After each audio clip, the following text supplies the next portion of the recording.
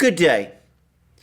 The last few days have provided further indications of the difficulties that the United States is running into its various diplomatic activities as the Biden-Harris administration continues to struggle to put together coherent foreign policies which address the many problems which the United States is facing. I've already recently done a program about Kamala Harris's visit to Vietnam, pointing out how her belligerent rhetoric against China, far from persuading the Vietnamese to align their country with the United States against China, is in effect doing the opposite. Kamala Harris has now followed that up with a very strange gesture. She placed a set of flowers at a monument commemorating the Vietnamese air defense personnel who shot down the aircraft of Lieutenant John McCain, as he then was, in the 1960s during the Vietnam War, leading to Lieutenant McCain's capture by the Vietnamese and his detention in North Vietnam. Now, there have been many stories and legends spoken about what actually happened to John McCain whilst he was in detention in Vietnam. I'm not going to discuss those today. All I would say is that, of course, John McCain eventually rose to become a highly influential US senator and the de facto leader of the neocons in Congress.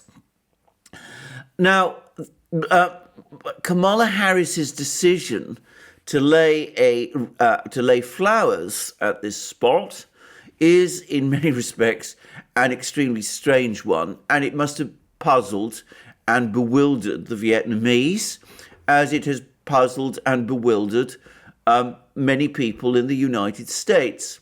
There's been some discussion in the United States that Kamala Harris, in playing the flowers at this monument, thinks or thought that the monument was one specifically dedicated to John McCain himself. Well, that's, of course, possible, but I would have thought unlikely.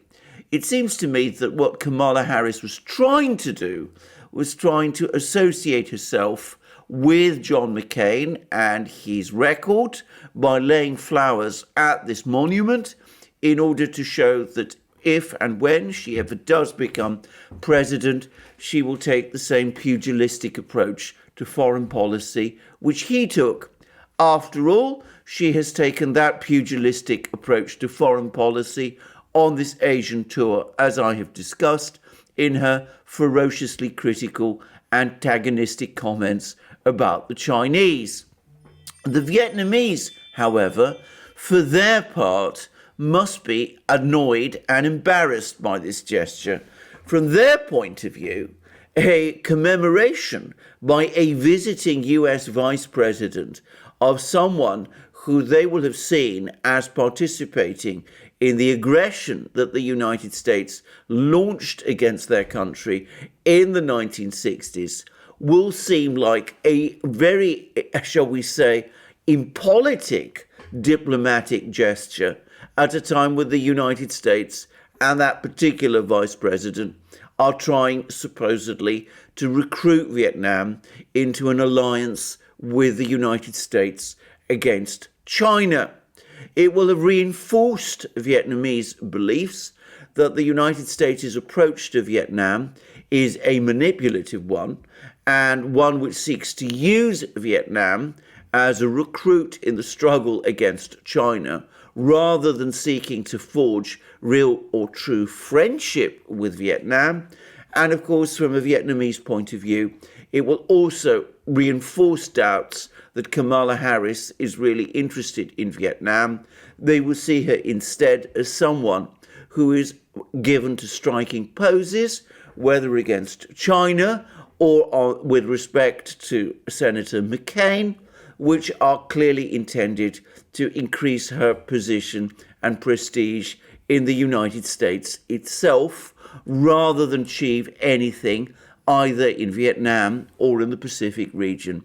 So this seems to me to be a strange step, and unquestionably a mistaken one, and one that will go down badly with the Vietnamese.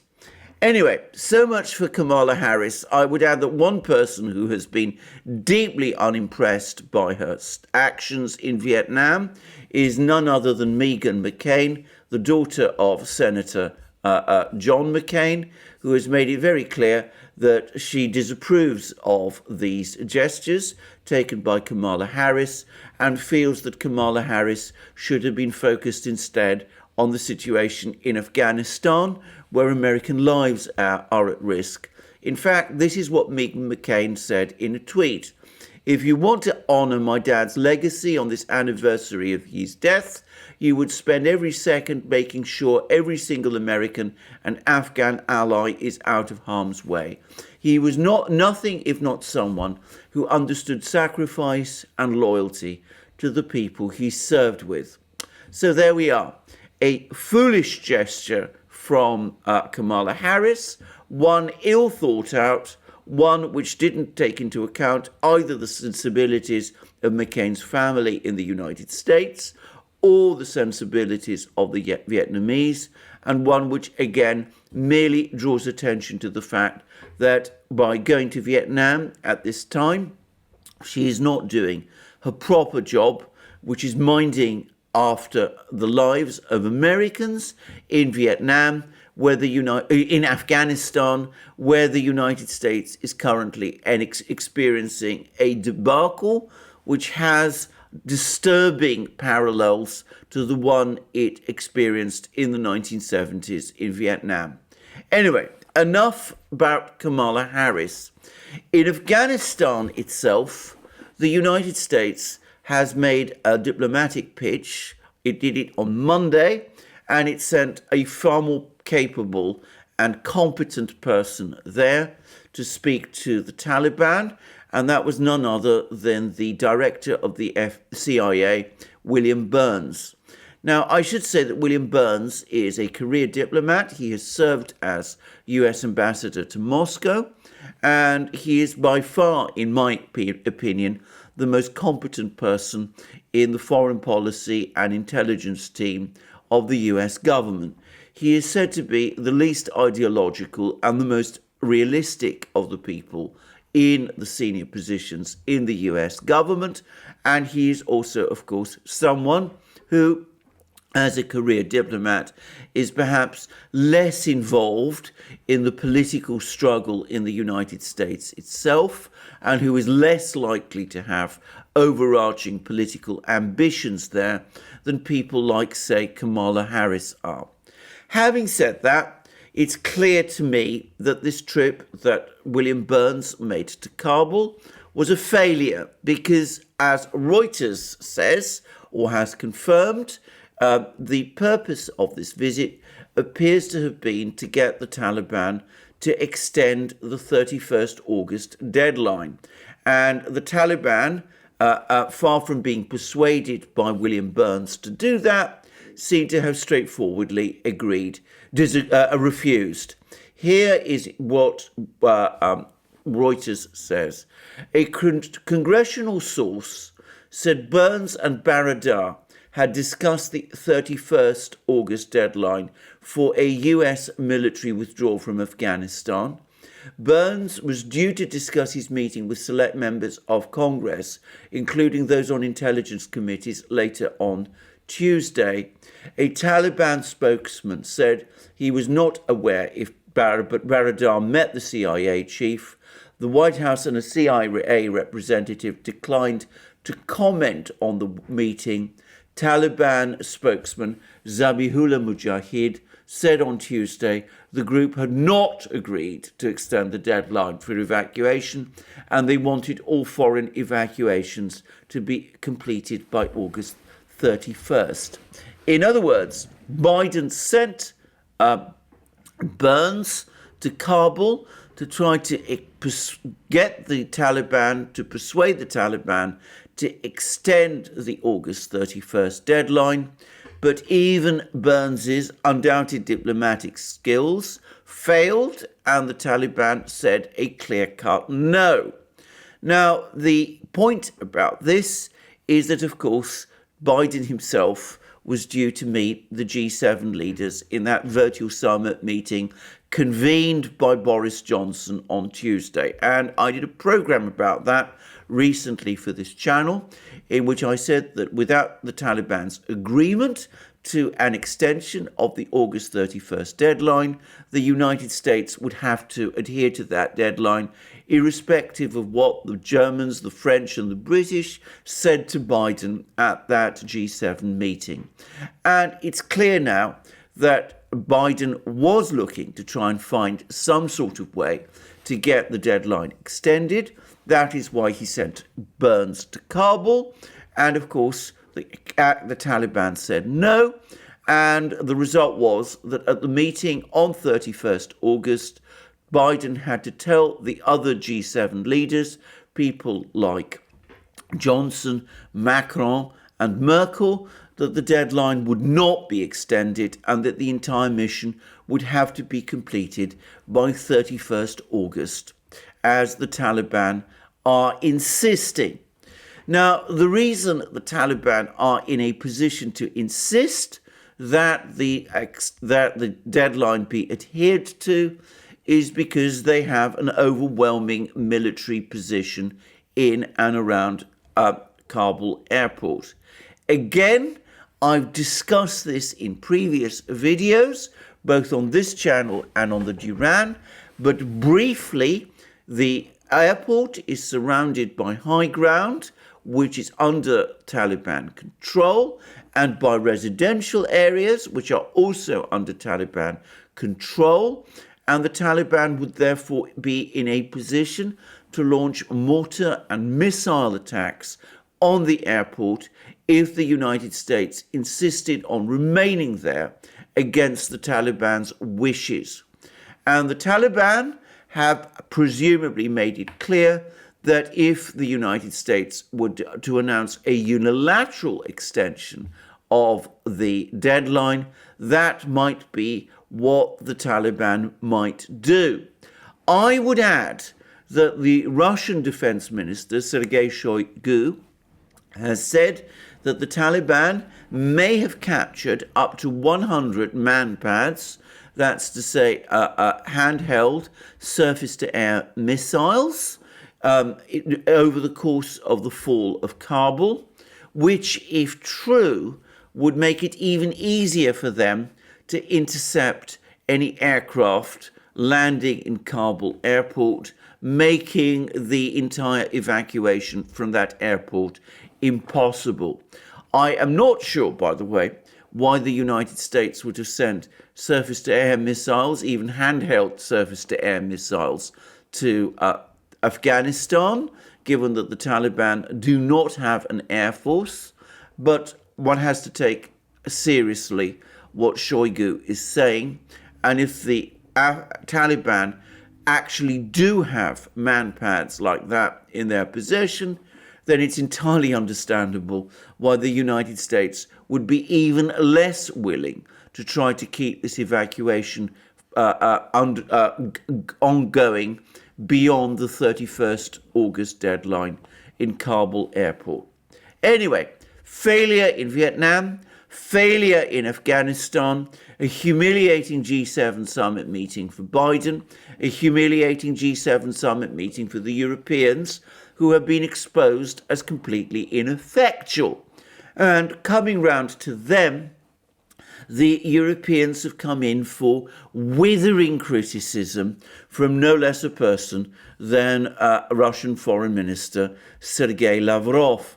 And what has provoked him, what has provoked Sergei Lavrov, are certain comments made by the European Union High Representative for Foreign Affairs and Security Policy, Josep Borrell, who, as I discussed several months ago, undertook a disastrous trip to Moscow at the beginning of this year, which, instead of improving relations with Russia, as Borrell apparently thought they would, ended up by making them worse. Anyway, Borrell has made certain comments about Afghanistan and about the Russian and Chinese role there to the European Parliament, a deeply anti-Russian institution. And that seems to have incensed the Russians. And this is what Lavrov had to say about those comments that Borrell made. Immediately after the United States withdrew from Afghanistan, High Representative of the European Union for Foreign Affairs and Security Policy, Josep Borrell, said that they must not let Russia and China take control of Afghanistan. This is what the EU foreign chief believes. I feel sorry for the EU members who have to listen to and support this kind of mindset. Mr. Borrell is worried about the wrong thing. He should be preoccupied with the Afghans being able to bring peace to their country as soon as possible. The mentality, we must not let Russia and China take control of Afghanistan, is yet another either-or statement. The countries must choose whether they support the West or Russia and China. It is sad if these kind of people are responsible for the foreign political course of the European Union. That's what Lavrov had to say about Josep Borrell, and it shows again the deep contempt that Lavrov and the Russians have developed, not just for Borrell after that disastrous visit at the beginning of this year, but for the entire European Union, for the institution that the EU has now become. And of course, Lavrov makes a completely valid point. One has been reading commentaries in the European and American media treating Afghanistan as a square on a chessboard, which the United States is apparently or supposedly in the process of losing to the Chinese and the Russians, and not just the United States, but the European Union also. And that, as Lavrov correctly says, is a completely misconceived approach to this problem. It sees Afghanistan purely as a square on a chessboard, rather than a country inhabited by people, millions of people, who are currently experiencing a profound crisis. And Lavrov correctly says that the priority at this moment in time should not be to try to move pieces on a chessboard as part of some intricate chess game that the Americans and the Europeans believe that they are playing against China and Russia. It is to stabilize the situation in Afghanistan so that the people of Afghanistan can look forward to a stable present and a secure future, and so that Afghanistan does not become a launchpad for jihadi terrorism and for drugs, and does not become a place that destabilizes the region in which it is situated. Now, this is obvious and it is correct, but as Lavrov correctly says, it is not the mindset of the neocons and the liberal humanitarians who still essentially control American and European foreign policy.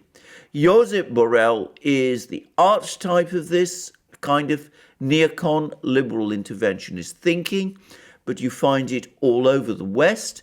You find it in Britain. You find it in the United States too. You find it with Kamala Harris and the extraordinary and unwise comments that she has made on her trips to Singapore and Vietnam. And you find it also in the various comments that Tony Blinken makes and which President Biden himself from time to time makes. So there we are. That's what the Russians think of Josep Borrell and the Europeans and of the entire liberal humanitarian and neocon mindset. But whilst all this is going on, the other side, at least in ideas, or the fantasies, the imagination of people like Kamala Harris and Josep Borrell, the other side, that's to say the Chinese and the Russians, are working hard and busy organizing. And for the first time in a while, the Russians and the Chinese have published a readout of a telephone conversation that the leaders of Russia and China, Vladimir Putin and Xi Jinping, have had with each other. Now, I ought to say that to everyone's knowledge, Putin and Xi speak regularly with each other. I've even heard a suggestion from the Russians that they talk to each other on the phone at least once a week. Obviously, I cannot confirm that, and it is a fact that generally the Russians and the Chinese hold back and do not publish readouts of Xi Jinping's and Putin's conversations. But they did on this occasion, and it's quite interesting to read what the Chinese and the Russians have to say about all of this. Firstly, let's go to the Russian readout, which is, as always, simple and precise and very much to the point. Now, I'm not going to read the entire readout, though it's fairly short, but I will focus on the issues of Afghanistan, which are obviously the principal topic that Xi Jinping and Putin discussed. And the Russian readout reads as follows. The leaders had an in-depth discussion on the Afghanistan problem. They expressed readiness to step up efforts to counter the threats of terrorism and drug trafficking emanating from Afghanistan, and emphasized the importance of achieving peace as soon as possible and preventing the spread of instability to neighboring regions.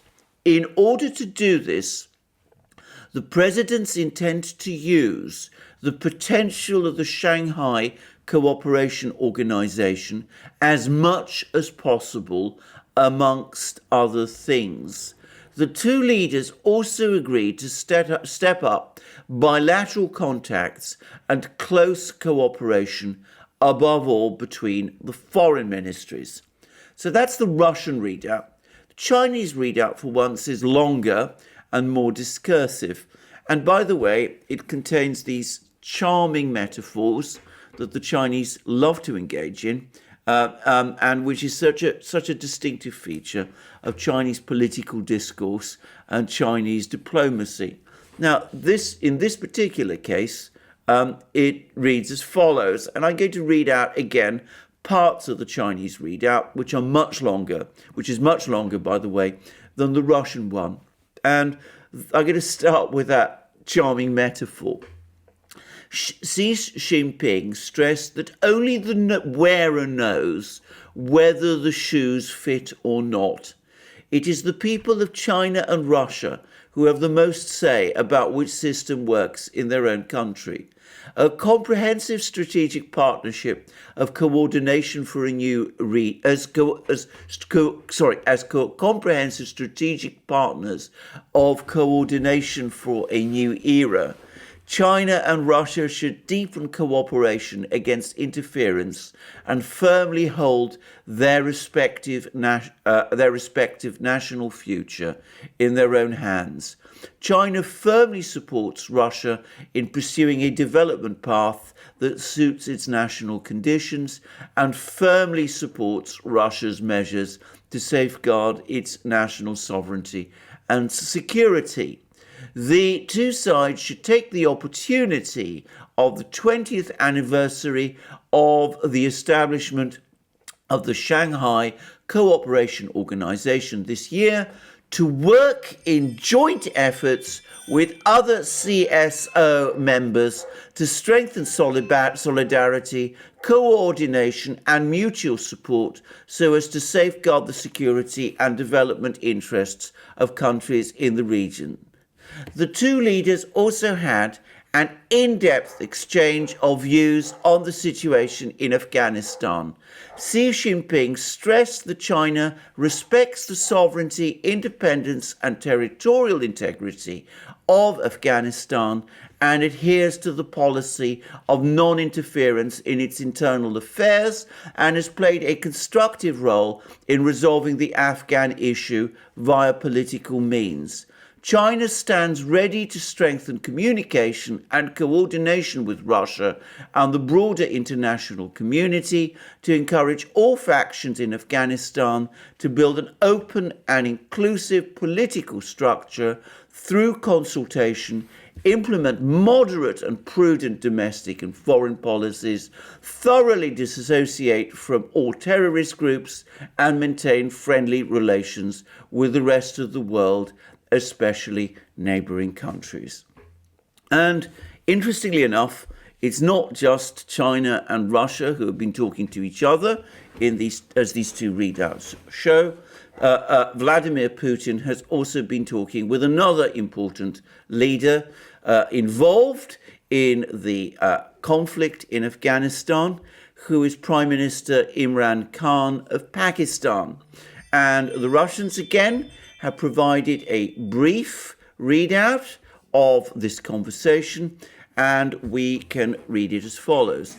While discussing the situation in Afghanistan, both countries stressed the importance of maintaining peace and security in the country, preventing violence and establishing an inter-Afghan dialogue that would facilitate the formation of an inclusive government that takes into account the interests of all segments of the population. It was agreed to coordinate approaches to the Afghan issue, both in bilateral and multilateral formats. At the same time, it was noted that it would be appropriate to use the capabilities of the Shanghai Cooperation Organization in ensuring regional stability and the fight against terrorism and the drug threat. The parties touched upon several topics on the bilateral agenda. Russian-Pakistani contacts at various levels will be intensified. So, we see muddle and failure on the part of the Americans and the Europeans, and we see a coherent approach being taken by the Russians and the Chinese. They continue to want to work with the Taliban to establish a stable and inclusive government in Kabul, and they want to integrate Afghanistan in some way into the Shanghai Cooperation Organization, of which, by the way, Pakistan, which has great influence over the Taliban, is a member. And that now is their priority. And we've had more explanations of what the Chinese and the Russians are up to in a long article in Global Times. And Global Times makes some very interesting points about the way in which the stabilization of Afghanistan is going to take place. And it contrasts the different approaches of the US and the West to those of China and Russia in the approach that is being taken with respect to the stabilization of Afghanistan. And the article is so interesting that I'm going to read it largely in full. And it reads as follows. As the US seeks to impose sanctions against Afghanistan as stop much needed global assistance to the country, the already emerging global de-dollarization push could further accelerate, with countries increasingly adopting alternatives to the US dollar. The World Bank said on Tuesday that it had suspended disbursements for dozens of projects in Afghanistan after the Taliban took control of the country, as it is deeply concerned about the situation in Afghanistan and the impact on the country's development prospects. The Washington-based institution has committed more than $5.3 billion for development projects in Afghanistan since 2002. The World Bank's decision came after the IMF also announced that it would block Afghanistan from receiving about $460 million in special drawing rights. The move by the two multilateral financial institutions, over which the United States holds considerable influence, came after the US last week froze nearly $9.5 billion in funds belonging to the Afghan central bank and halted shipments of cash to the country. The US is also apparently trying to use economic sanctions to drive the Taliban into a corner so as to retrieve some face over its self-inflicted Afghan debacle. Many experts have expressed concern over the consequences that may come from the US's freezing reserves and foreign aid for one of the world's poorest nations. A new humanitarian crisis could be imminent, as the World Food Programme of the United Nations has already warned of an acute food shortage facing the country. But there is still hope for Afghanistan to address its financial difficulties. Whether Afghanistan could receive a crucial lifeline for its economy will hinge on whether other countries such as China, Russia, the EU, and Saudi Arabia can establish other international funds for assisting the reconstruction of Afghanistan. While the country's economy has been stagnant for years, mainly due to political turmoil, it is undeniable that Afghanistan has strong development potential. Afghanistan is rich in mineral resources like gold, copper, lithium, and rare earths, with other natural reserves like oil, natural gas, coal, and iron ore. All these will play an important role in its cooperation with other countries. Many believe that Afghanistan's reconstruction may also accelerate the global de-dollarization push. The US is likely to sanction Afghanistan by waiving the stick of its dollar dominance, which will accelerate the damage to the dollar's credibility. To avoid the potential risks and pressure, relevant countries may also choose other currencies of payments to circumvent the traditional dollar. If Afghanistan's reconstruction sets the stage for the increased presence and usage of other countries like the euro and the yuan, the dollar's status could be further diminished. In fact, de-dollarization trend has already emerged in a number of countries and regions, including Russia and Saudi Arabia. So that is what the Chinese are apparently thinking about. They're working together with the Russians and other countries like, of course, Pakistan. And their current vehicle and mechanism is the Shanghai Cooperation Organization, with which, of course, the Russians and the Pakistanis are also involved. And the idea is to try to actually make use of the fact that the United States is trying to sanction the Taliban and freeze Afghanistan's reserves and choke off financial aid to Afghanistan in order to set up a Chinese-led reconstruction program in Afghanistan, which will integrate Afghanistan into Eurasia and which will circumvent the dollar. And the result is that the Chinese are seeing Afghanistan as another potential lever to try to weaken the predominant position of the dollar as they funnel funds into Afghanistan, which will operate entirely outside the dollar system. And this is, of course, where Pakistan comes in with its strong relations with countries like Saudi Arabia, which can also be persuaded, possibly, to help in this effort, providing some of its funding, some of its reserves to achieve that goal. And of course, the point about the euro is not that the Europeans will really step forward and provide funding in any purposeful way to build up Afghanistan. It is that the Saudis might start insisting that some of the payment for their oil is made not in dollars but in euros, which they could then recycle to help the effort in Afghanistan, thereby circumventing the US dollar, which of course the United States is currently trying to use as a mechanism in its diplomacy. Well, an ambitious project, perhaps an over-ambitious one. It depends a great deal on the Taliban playing along, and of course it also depends on other countries like Saudi Arabia playing along also. But the Saudis did support the Taliban in the 1990s, and arguably they might be minded to support them this time round. We shall see.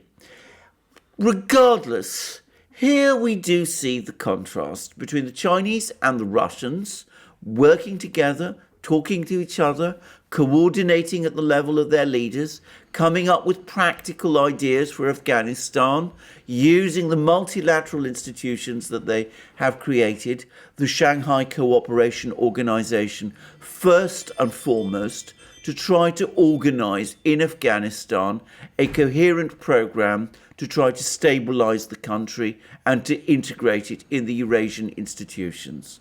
And the contrast with the chaos, the muddle, the acrimony, the finger pointing that is going on in the United States and in Europe is painful to watch. We see Kamala Harris going off to Vietnam, as Meghan McCain correctly says, she ought to be focusing on Afghanistan instead, but she is going to Vietnam and failing there. And we also see William Burns, a far more competent official, also going to Afghanistan with unrealistic orders and instructions from his president and failing there also. And we see a G7 summit that has achieved nothing, and a EU High Representative, Josep Borrell, who can only think of Afghanistan as a square in a great grand chess game with the Chinese and the Russians, which the West is, of course, losing. It's a remarkable contrast in diplomacy. The one side, the Chinese and the Russians, moving their pieces, playing them effectively, talking to all the right people, building up a regional grouping of states, including critically important ones like Pakistan, to achieve realistic objectives in Afghanistan, whilst the other side, the Americans and the collective West, descend into acrimony and seek to pursue unrealistic and unachievable objectives, with some of them, like Kamala Harris, going absent in places like Vietnam and Singapore, far away from the scene of the true action. Now, there are capable and competent people in the United States and in the United States government. People like William Burns are, for example. And the United States and the West needs to not just send people like William Burns on hopeless missions, but actually listen to their counsel and start behaving in a more realistic way. Even Biden, in that speech that he made a week ago, in which he spoke about Afghanistan being a forever war, which the United States was rightly bringing to a close, so that he could challenge the Chinese and the Russians, who are the real adversary, was, in my opinion, ultimately thinking in unrealistic terms. He spoke about Afghanistan again, essentially as a square on the chessboard which the United States is vacating because it is no longer defensible. In fact, that is precisely why the United States fails, because countries, nations, should never be spoken about in that kind of way. They are not squares on a chessboard in which the great players in Washington and Moscow and Beijing move their pieces. They are nations with traditions and cultures and their own ideas, and they cannot be treated in this manipulative and self-interested way. And the Chinese and the Russians understand that, as Lavrov pointed out in response to Borrell's comments, which is why they succeed, whilst the United States and the Europeans cannot see that, which is why they fail. And until this mindset is broken, and until the United States and its European allies stop thinking in this way, they will continue to fail. And they won't just fail, they will create an enormous amount of pain and devastation and misery in their wake. Well, will they ever learn?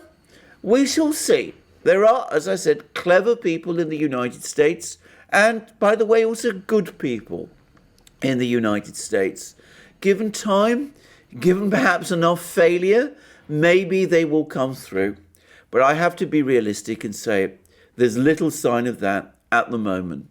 For the moment, it strikes me that Kamala Harris, with all her faults, is far more representative of how US diplomacy is conducted than any realist diplomat or politician that might exist there. One can only hope one day for a better day. Thank you for joining me for this program today. I hope you will join me in future programs on this channel and on our main channel, the Duran, where I do programs with my colleague and friend, Alex Christoforou. Please also join me. Please also look up, Alex's own channel. You'll find links under this video. Please also remember to check us out on our other platforms, BitChute, Library, ODYSEE, and Rumble and Locals. I understand Rumble and Locals are now coming together, and we have a very active community on Locals, and I'm now just about ready to start on Locals myself. So please come to Locals too, and please also look us up on the new free speech platform, SuperU.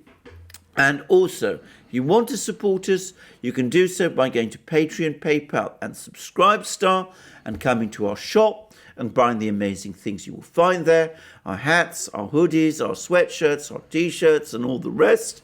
And of course, if you like this video, please remember to press the like button, and please also check the subscription to this channel. I'm sorry if there's been a little ambient noise, rings on the doors, building works outside. I'm afraid there's little I can do about that, and I hope it hasn't detracted too much from your enjoyment of this video. Thank you again for joining me today. I look forward to you joining me again soon, and have a wonderful day until then.